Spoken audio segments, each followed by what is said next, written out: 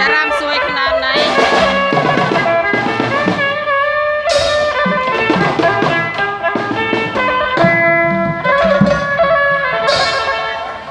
โมรถตักขบวนอะไรมันหอไปดอกเหยคอ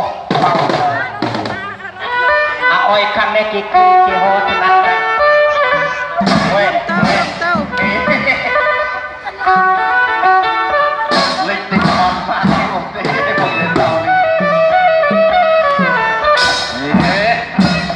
โอ้ก็ตอบกันแล้ว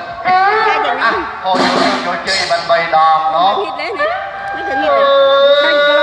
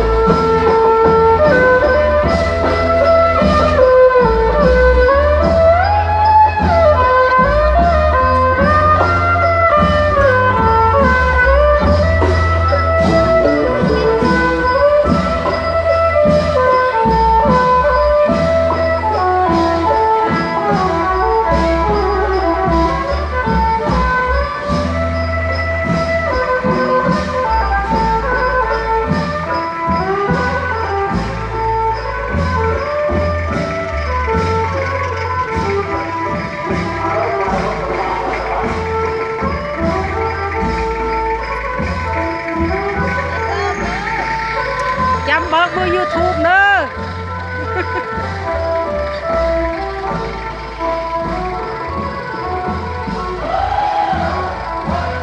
รถตายายไปจำหมู่บ้านซื้อตามทะเบียนรถเลขทะเบียนรถนู่นให้